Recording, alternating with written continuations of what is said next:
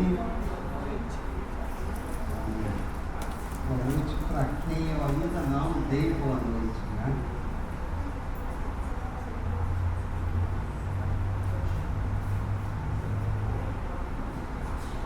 Em João 17, ali no versículo 20, a palavra diz o seguinte: eu não rogo somente por estes, mas também por aqueles que pela sua palavra hão de crer em mim, para que todos sejam um, como tu, ó Pai, tu és em mim e eu em ti, e também eles sejam um em nós, para que o mundo creia que tu me enviaste. É exatamente isso que nós queremos viver, a unidade.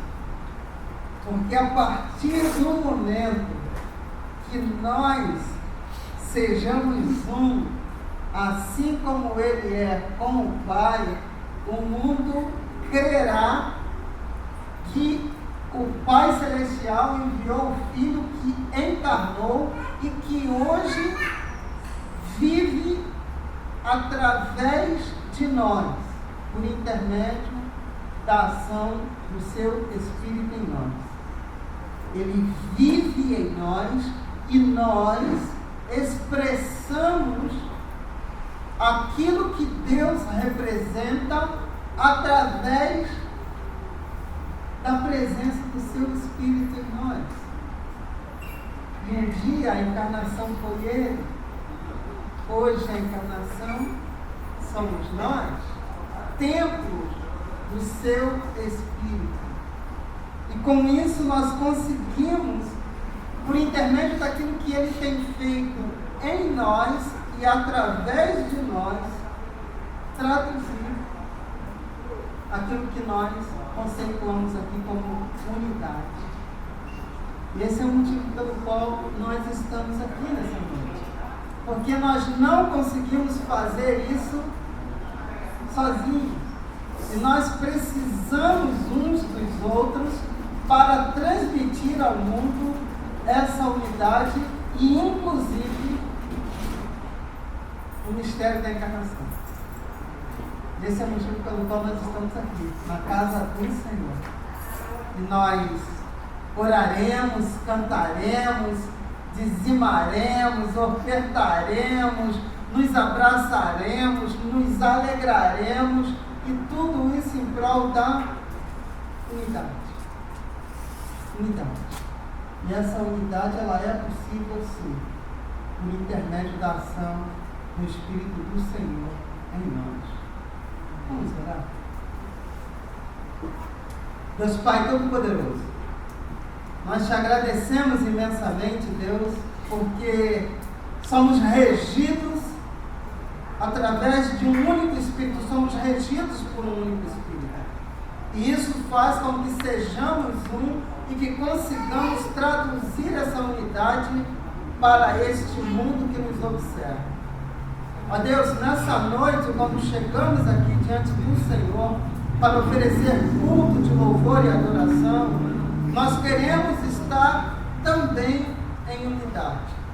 E pedimos, Deus, que o Teu Santo Espírito tenha liberdade entre nós, para que, em nome de Jesus, tudo aquilo que fizemos aqui na Tua casa nessa noite, reflita um pouco mais daquilo que o Teu Filho é em nós e através de nós. Em nome de Jesus. Amém. Vamos lá?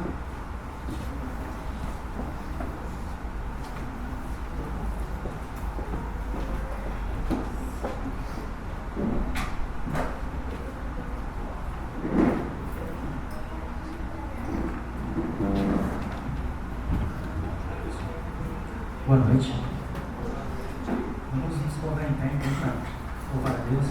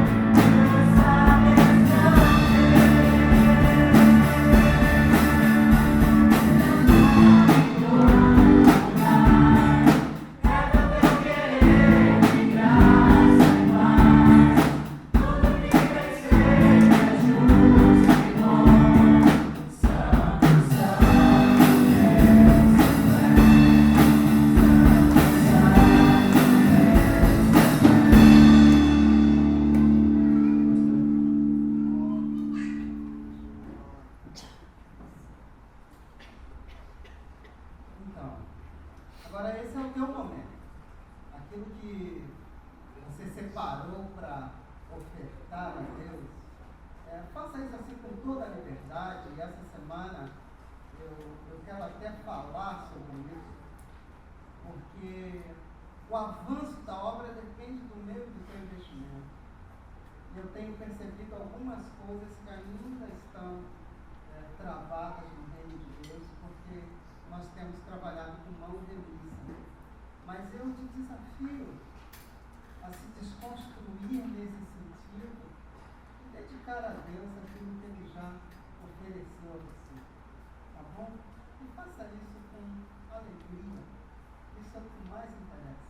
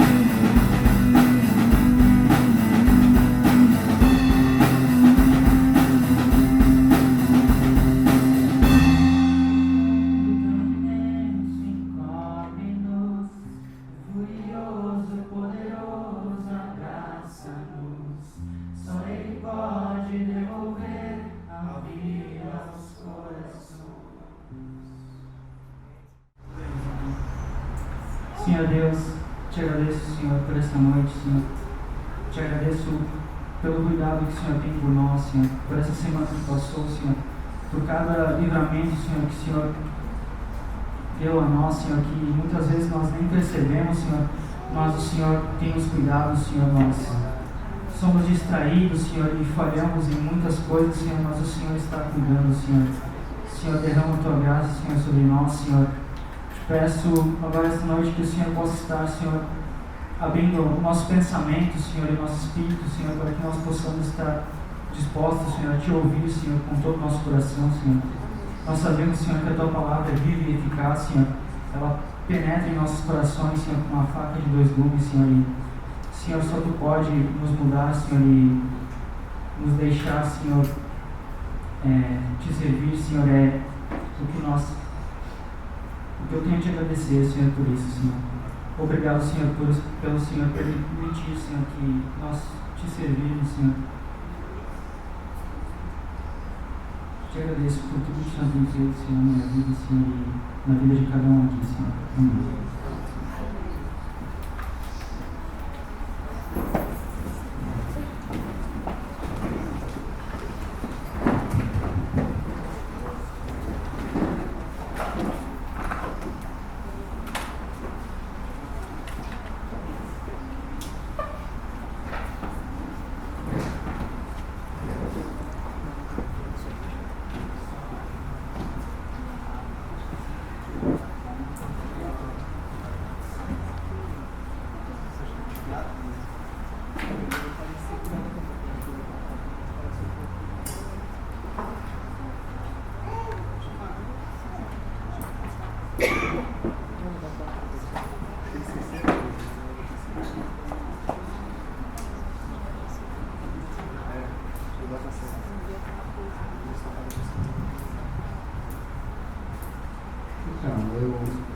Quero conversar contigo nessa noite sobre uma mensagem que eu chamei de Domingo Sagrado.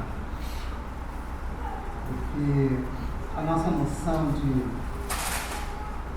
sagrado, eu percebo que ela precisa de uma ampliada, ela precisa de um ajuste. E essa semana eu tive o privilégio de visitar um dos meninos pelos quais nós oramos durante algum tempo, bastante tempo até, e um desses meninos, no momento que eu cheguei na casa dele, ele não estava em casa, porque a mãe, preocupada, ele só chegou em casa no dia anterior, trocou de roupa e ninguém sabia onde ele estava. Mas eu tive o privilégio também de conversar com o irmão dele. E além de conversar com o irmão, o meu coração também ficou muito triste, porque eu soube depois que o irmão dele havia estado preso durante 2 anos. Essa é uma realidade aqui de pertinho, tá?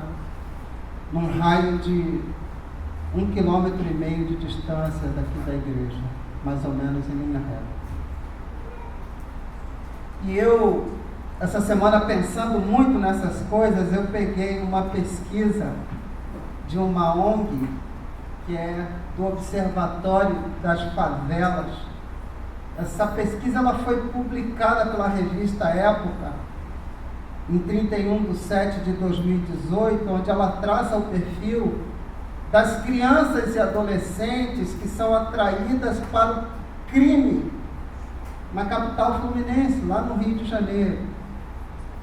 E essa pesquisa, ela nada mais é do que a ampliação de uma outra, e que já tinha sido feita em 2004, entre 2004 e 2006, E essa ONG que realizou essa pesquisa, ela está sediada ali no Complexo da Maré, que é um conjunto de favelas lá no Rio. E eles decidiram estudar o perfil e a prática dos jovens inseridos na rede do tráfico de drogas de varejo no Rio de Janeiro. Então, eles simplesmente entrevistaram 150 jovens e desses 150, 150 eles estão inseridos na rede do tráfico e 111 adolescentes no Departamento Geral de Ações Socioeducativas. E aí eu quero caminhar contigo para você entender algumas coisas que tem muito a ver comigo e com você. O perfil desse jovem, ele é negro, é jovem, é claro, homem, nascido em família numerosa e chefiada por mulher, com baixa renda. Ele largou a escola antes de entrar para o crime e acumulou também algumas experiências de trabalho precárias. Nós estamos falando aqui de uma conjuntura social que envolve esse delinquente, né? A maior parte desses ouvidos, que no caso são 62,8%, eles tinham entre 16 e 24 anos. Pensa assim da sua idade, amigo. E as mães, elas são majoritariamente citadas como responsáveis pela criação desses entrevistados, ou seja, 50% deles eram criados só por mães. Isso significa que o homem saiu de casa e deixou o abacaxi para a mulher descascar. Em português mais claro que podemos falar nessa noite. E um número maior de entrevistados, eles dizem que entraram para o tráfico aos 12 anos de idade. E é interessante que esse número, em 2004, 2005, era um número de 6,5%, só que agora em 2017, 13% desses jovens estão entrando para o tráfico com cerca de 12 anos de idade. E além disso, aumentou o número de irmãos envolvidos no tráfico, ou seja, de 11,7% em 2005, mais ou menos, pulou para 21%, quase 22%, o número de irmãos que se envolveu também no tráfico. E 55% das famílias, eles não têm nenhum membro da família em atividade ilícita, o que é muito interessante. E aí, agora que vai chamar muito a minha e a tua atenção, é que a proporção de católicos e evangélicos, em cerca de 10 anos, ela se inverteu, porque 31,1% dos entrevistados afirmam ser evangélicos. Ou seja, dessa garotada envolvida no tráfico, 31,1% afirmaram ser evangélicos, 11,1% católicos e 1,5% de religião de matriz africana. Tem alguma coisa acontecendo de errado no reino da Dinamarca. Porque 31,1% desses jovens hoje já ouviram falar da palavra de Deus, mas estão envolvidos no tráfico. E na pesquisa anterior, 39,13% eram católicos e só 17% eram evangélicos. Então, houve um salto de 17% para 31% de pessoas que já ouviram falar da palavra de Deus, mas que hoje estão amarradas pelo tráfico. E aí, muitos desses garotos citam como motivação para o ingresso no tráfico a possibilidade de ajudar a família. Eles pensam em trazer alguma coisa para dentro de casa, porque o seu pai deixou a sua mãe descascando o abacaxi, então o guri entra no tráfico para ajudar a mãe em casa. E aí a gente ouve aquela música do Chico Buarque, olha aí, olha o meu guri, olha aí o meu guri, trouxe uma bolsa de documento para finalmente eu me identificar. E ele disse que chegava lá, olha aí o meu guri. É essa a realidade. E a grande maioria desses entrevistados, eles vivem relacionamentos estáveis, ou seja, eles vivem em família. Eles não são mais crianças assim largadas de qualquer jeito, eles têm uma relação familiar. E aí, de posse desses dados, e vivendo essa realidade que eu tenho vivido aqui, como num dia só, para quem veio no culto da última quinta-feira, em um único dia, eu tive notícia de 4 pessoas envolvidas com tráfico, sendo que uma delas, filho de uma amiga da minha esposa, que eu vou visitar na próxima semana na UPA, ali em Brusque. Um garoto com 24 anos de idade. E aqui, em Camboriú, eu fui visitar um desses meninos. E aí você deve estar me perguntando, né, pastor, mas o que isso tem a ver com a gente? Nós vamos orar e eu vou te informar o que isso tem a ver comigo e com você. Pai, em nome de Jesus, derrama da tua graça e abre o nosso entendimento enquanto igreja.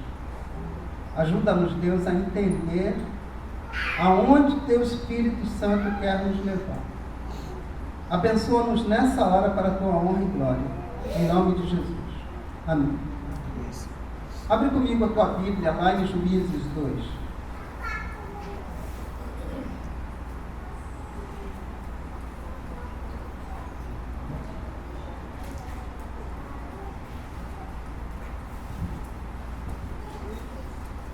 Juízes 2, versículo 10.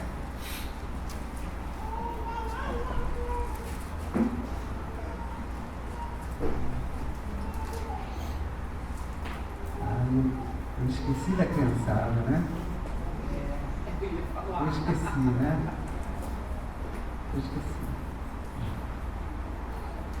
No versículo 10 a palavra diz assim: e foi também congregada toda aquela geração a seus pais, e outra geração após ele se levantou, que não conhecia o Senhor, nem tampouco a obra que fizera em Israel. Só isso. Eu tenho trabalhado muito aqui na igreja para que os adolescentes e jovens, que não são muitos ainda, conheçam o Senhor. E eu tenho conversado com a igreja que nós, cinquentões e quarentões, temos uma responsabilidade muito grande, que é exatamente de trabalhar toda a base de sustentação para que essa igreja que nos sucederá, ela consiga fazer tudo isso com o menor trauma possível. E essa geração que vem depois da gente é uma geração que teoricamente não precisa da igreja.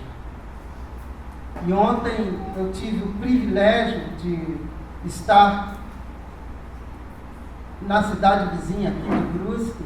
Enquanto o Jefferson estava aqui com os jovens, eu estava em Brusque com uma outra galera de jovens desigrejados, literalmente. Mas são jovens que, com formação superior, já têm sua independência e, no fundo, eles não precisam da igreja. Ou eles pensam que não precisam da igreja. E o que está acontecendo é exatamente isso. Por isso que nós temos sido tão intencionais nesse sentido, de anunciar a palavra de Deus a essa próxima geração que vem, porque caso o nosso esforço não seja muito intencional, uma próxima geração se perderá. E eu tenho investido nesses jovens fora daqui, porque esses jovens são jovens que eu vi com 9, 10, 11, 12 anos de idade e hoje estão com 32, 33 e eles não sentem a necessidade da igreja na vida deles. Por isso se tornaram desigrejados. E olha, a nossa cidade está assim de desigrejados.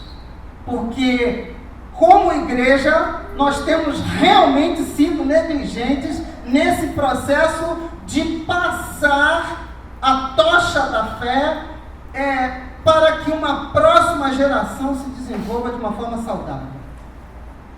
Nós estamos falhando sim. A gente está falhando.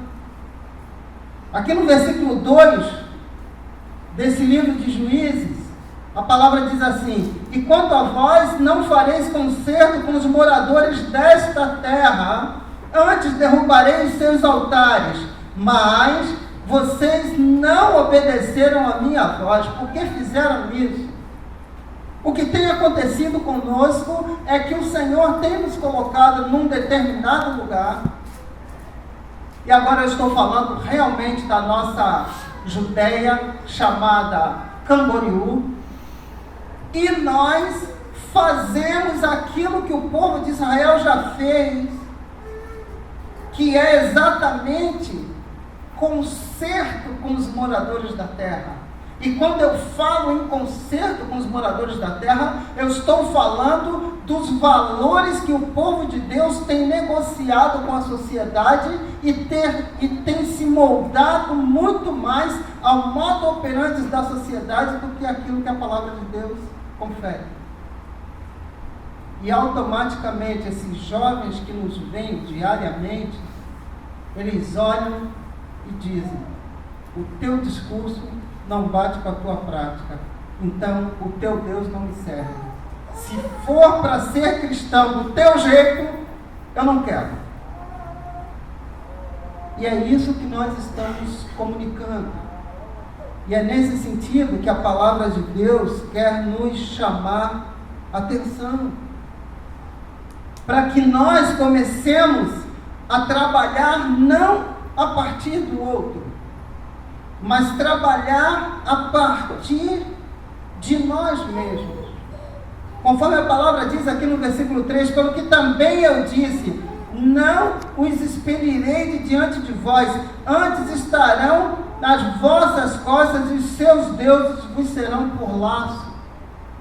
Deus já tinha dito isso ao povo de Israel. E Ele está dizendo a mesma coisa para nós. Os deuses deste mundo aqui, dessa sociedade, serão por laços.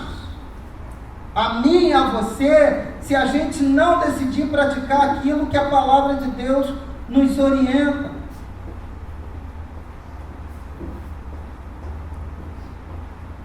Salmo 1, versículo 1 e 2.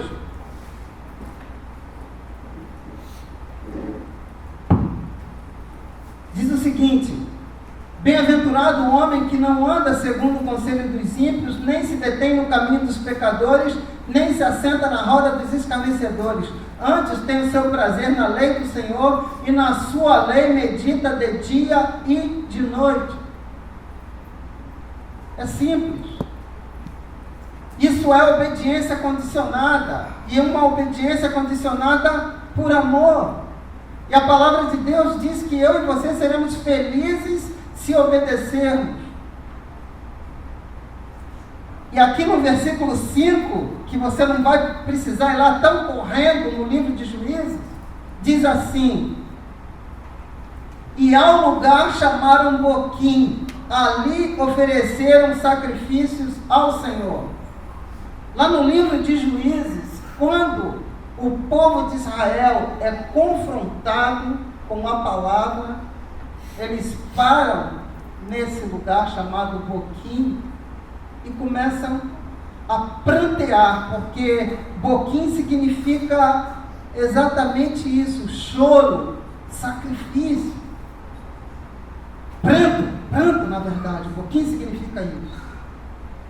E quantos de nós derramamos lágrimas, mas o nosso coração não muda? O que adianta prantear e oferecer sacrifício ao Senhor? Porque sacrifício sem mudança de coração nada mais é do que matança de animal. Derramamento de lágrimas sem mudança de coração e de mente nada mais é do que choro fingido. E o que a palavra do Senhor nos orienta é que nós precisamos não somente prantear como o povo de Israel pranteou, mas o coração deles continuou distante do Senhor. E o Senhor está chamando a gente para que o nosso coração seja quebrantado, que nós nos permitamos quebrantar, porque a palavra de Deus confere que o que agrada a Deus é um coração contrito e um espírito quebrantado. E para que isso fique muito claro para mim e para você, nós escrevemos isso ali na entrada da igreja. Cria em mim, ó Deus, um coração puro, e renova dentro de mim um espírito inabalável. É exatamente isso que vai agradar a Deus e que vai resolver o problema. E ali no livro de Juízes, onde nós estamos no nosso texto-chave, no versículo 12, a palavra diz o seguinte: abandonaram o Senhor, o Deus dos seus antepassados, que os havia tirado do Egito, e seguiram e adoraram vários deuses dos povos ao seu redor, provocando a ira do Senhor. E eu tenho certeza que esse abandono, ele se dá na minha e na tua vida, quando nós abrimos mão do padrão estabelecido por Deus. Nós acabamos de ler aqui: bem-aventurado o homem que não anda segundo o conselho dos ímpios. Isso é um padrão, é um marco.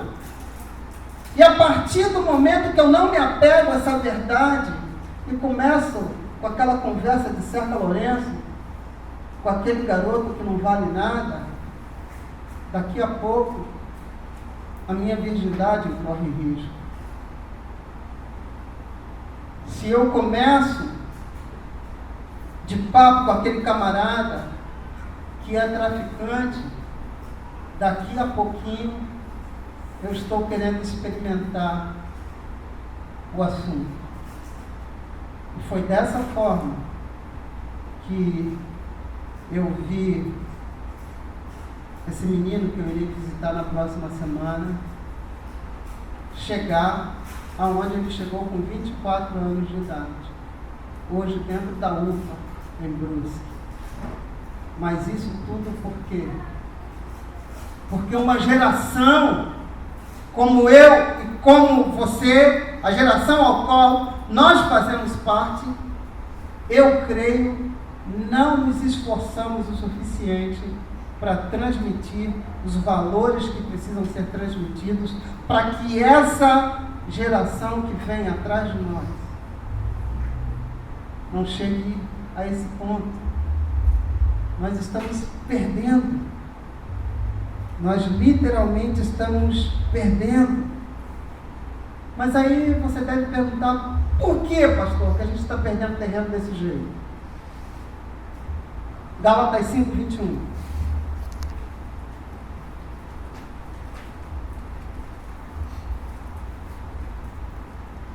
Invejas, homicídios, bebedices, glutonaria e coisas semelhantes a estas, acerca das quais vos declaro, como já antes vos disse, que os que cometem tais coisas não herdarão o reino de Deus. É desse jeito que a sociedade chega onde chegou, e nós, igreja, continuamos vivendo como se o domingo ainda fosse o nosso dia sagrado. Durante a semana, a gente se entrega a esse tipo de coisa aqui. E no final de semana, a gente acha que domingo é um dia sagrado. Vamos por aí. E por isso eu digo que a nossa noção de sagrado, ela é muito curta. E eu lembro bem que eu pedi para que fosse escrita e plotada ali nessa parede que está aqui atrás de mim, a nossa visão, que é viver a eternidade cotidiana, desfrutando da graça concedida por Cristo aos pecadores redimidos. E a pergunta é, o quanto de graça que você tem recebido, você tem derramado sobre a vida de alguém?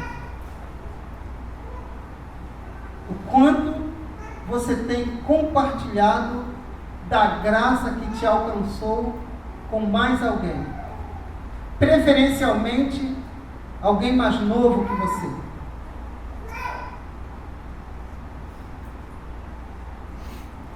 E o que nós entendemos, e eu estou trabalhando muito para ajudar a igreja a entender isso, é que a eternidade, ela começou para mim e para você o dia que Cristo entrou na minha vida.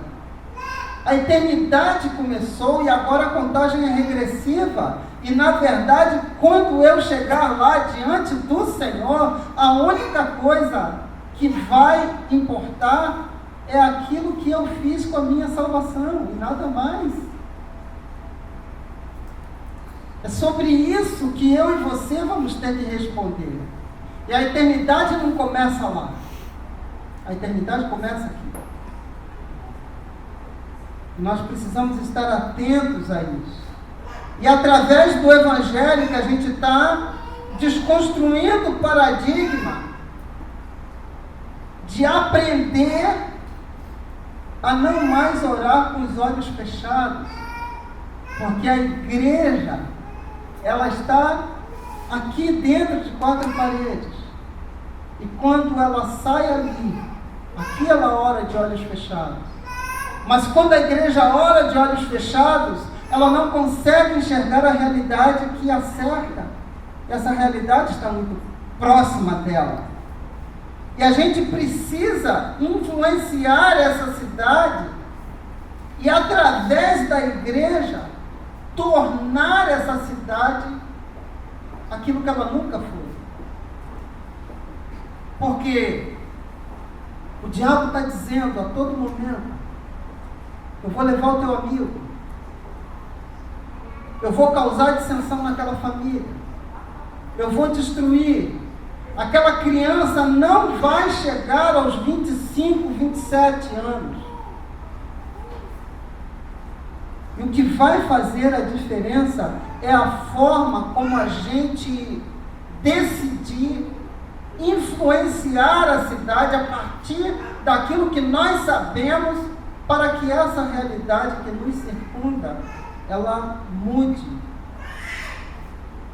E uma coisa que eu quero compartilhar contigo, e se você puder anotar, anote, que no reino de Deus, para se obter uma mudança real e sustentável, é necessário que se mude o senso de identidade das pessoas que compõem a realidade do lugar onde a igreja está. Porque se não houver uma mudança nesse senso de realidade, a gente vai continuar ouvindo essas estatísticas e achando isso normal. Porque isso não está acontecendo comigo, não está acontecendo com meu filho, não está acontecendo com meu sobrinho, então isso é normal.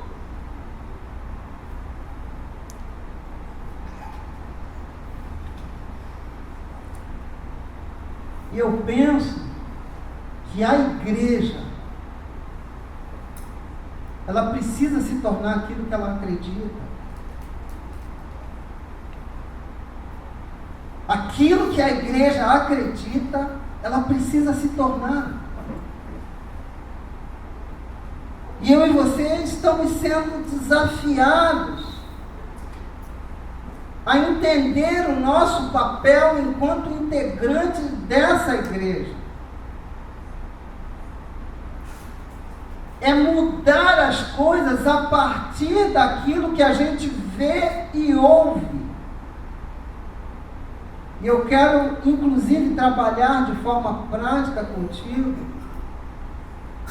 e pontuar aqui pelo menos 4 coisas para a gente poder fazer juntos para que essa realidade seja mudada.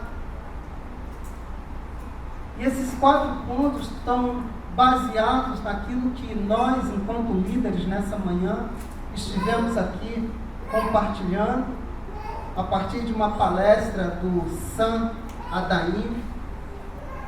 E o que você precisa fazer para mudar a realidade é ter uma visão. Você precisa enxergar que você faz parte da mudança que você quer ver. E eu, particularmente, na minha casa, isso é um acordo entre eu e minha esposa, a prática lá é: eu sou a mudança que eu quero ver nela, ela é a mudança que ela quer ver em mim. E traduzindo para você de forma bem clara, você precisa ver as pessoas de onde você quer ver a mudança. Você precisa ver a pessoa não como ela é, mas você precisa ter a visão daquilo que a pessoa pode se transformar. Eu lembro bem do nome desse menino que eu visitei essa semana. E depois de ter passado 2 anos na prisão, ele olhou para esse pastor que estava trazendo a igreja dele junto, porque ele só estava lá representando você nessa visita. E ele chegou para mim e disse: pastor, que legal isso que você está fazendo. E eu simplesmente me joguei nos braços desse rapaz e dei um abraço e disse para ele: cara, eu estou te vendo pela primeira vez, mas em Cristo Jesus eu te amo.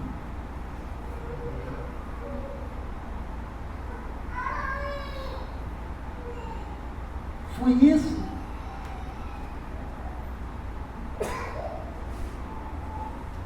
E eu não vi aquele rapaz como alguém que passou 2 anos aprisionado.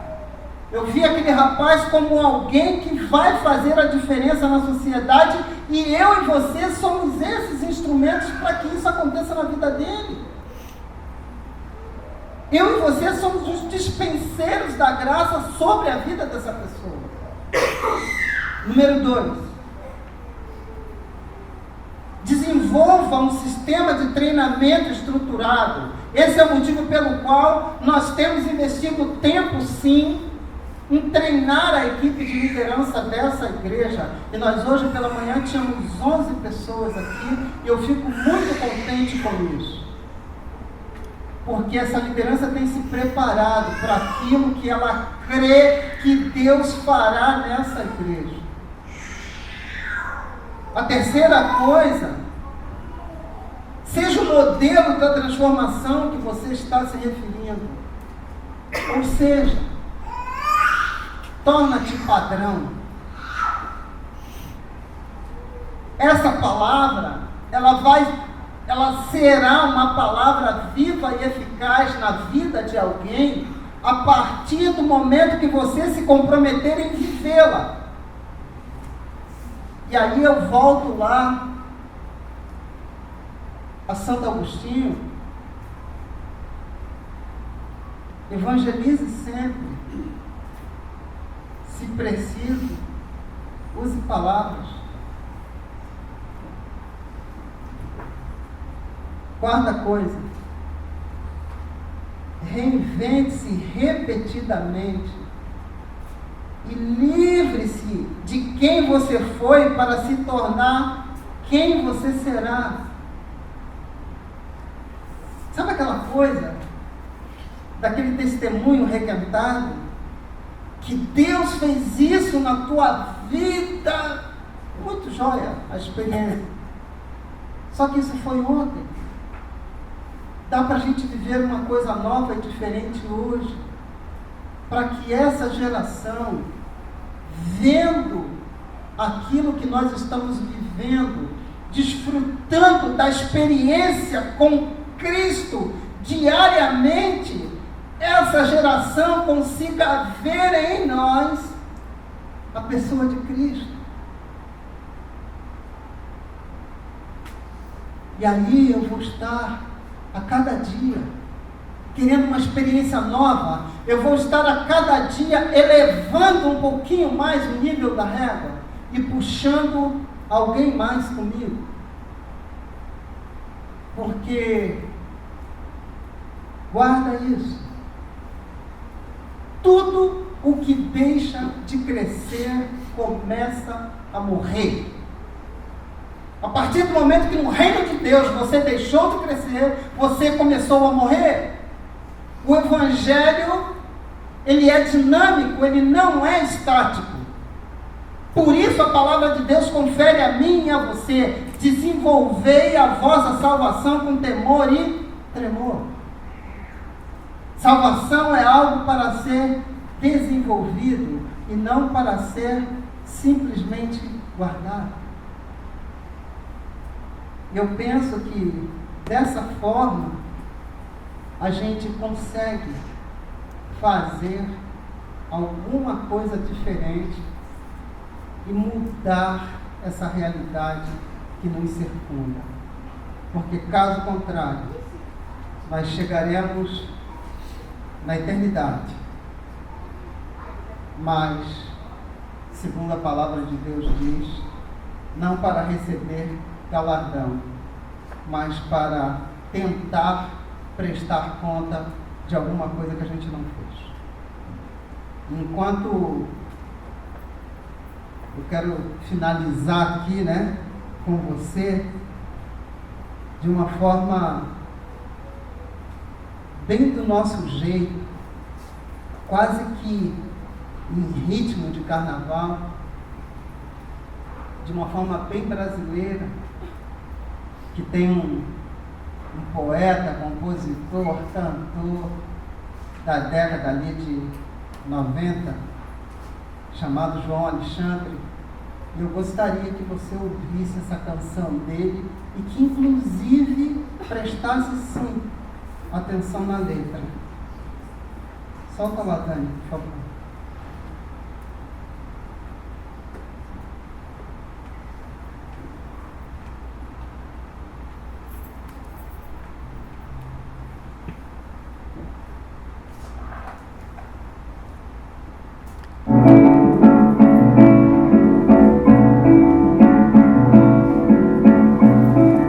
Enquanto a violência acabar com o povão da Baixada, e quem sabe tudo disser que não sabe de nada, enquanto os salários morrerem de velhos nas filas e os homens marirem as leis ao invés de cumpri-las, enquanto a doença tomar o lugar da saúde, e quem prometeu ser do povo mudar de atitude, enquanto os bilhetes correrem debaixo da mesa, a honra dos nobres ceder seu lugar à esperteza, e não tem jeito, não tem jeito, não tem jeito, não tem jeito, só com muito amor a gente muda esse país. Só o amor de Deus pra nossa gente ser feliz.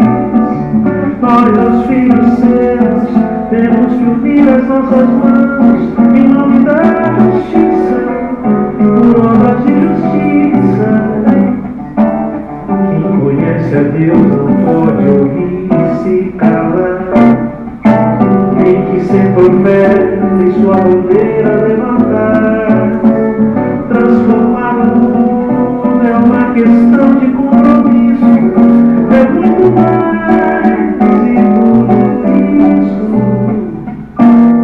Enquanto o mundo ainda for nosso dia sagrado, e em nome de Deus se deixar os feridos de lado, enquanto o pecado ainda for simplesmente um pecado, vivido, sentido, embutido, espremido e pensado, enquanto se canta e se dança de olhos fechados, tem gente morrendo de fome por todos os lados. O Deus que se canta nem sempre é o Deus que se vive, não. Pois Deus se revela, se envolve, resolve, revive. E não tem jeito, não tem jeito, não tem jeito, não tem jeito, não. Só com muito amor a gente muda esse país. Só o amor de Deus pra nossa gente ser feliz. Nós, os filhos seus, temos que unir as nossas mãos em nome da justiça, por obras de justiça. Quem conhece a Deus não pode ouvir e se calar. Tem que ser profeta e sua bandeira levantar. Transformar o mundo é uma questão de compromisso, é muito mais, muito mais, muito mais, e tudo isso,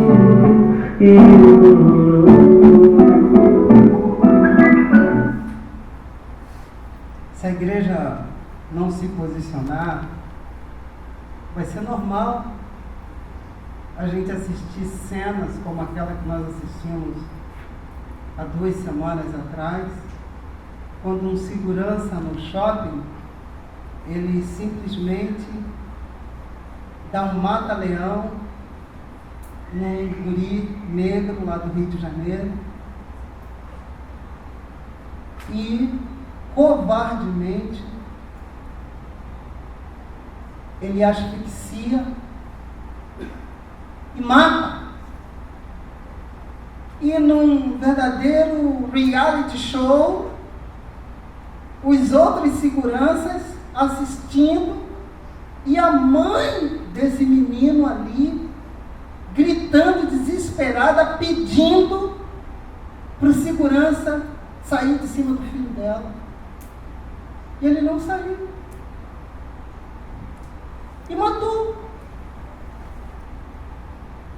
E foi lá, pagou uma fiança de 10 mil reais. E nem foi ele que pagou, foi a empresa que contratou. Está solto.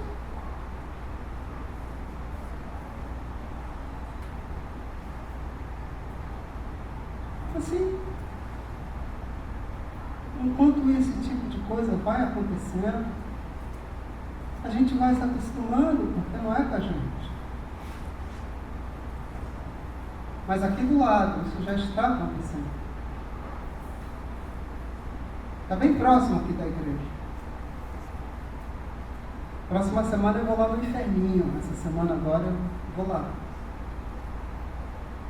Eu peço que você esteja orando por mim, porque um daqueles meninos eu te mato. Eu tenho mais 3 para visitar. Vamos orar. Deus Pai, em nome de Jesus, nós queremos te agradecer, porque tu sabes, ó Deus, da realidade que nos circunda. E tu sabes, ó Pai, da responsabilidade que temos por simplesmente transmitir os teus valores a essa próxima geração. E tu sabes, Senhor, o quanto temos sido negligentes e pecadores nisso. Eu quero te pedir, Senhor, em nome de Jesus, livra-nos desta letargia que nós temos vivido. Em nome de Jesus, o teu Filho, abençoa-nos, Senhor, para que nós consigamos trazer o outro para o centro da nossa oração e não sejamos como Caim, Deus, que quando perguntado onde está o teu irmão, te respondeu daquela forma arrogante: acaso sou eu guardador do meu irmão? Tem misericórdia de nós, Senhor, e ajuda-nos a simplesmente compartilhar a tua palavra de uma forma despreocupada, para que teu Santo Espírito tenha liberdade de fazer aquilo que te apraz, que é salvar, Senhor, o pecador perdido, como o Senhor nos salvou um dia. Tem misericórdia de nós. Em nome de Jesus. Amém. Eu tive ainda, quero compartilhar com você que essa semana nós teremos um retiro de carnaval. Estaremos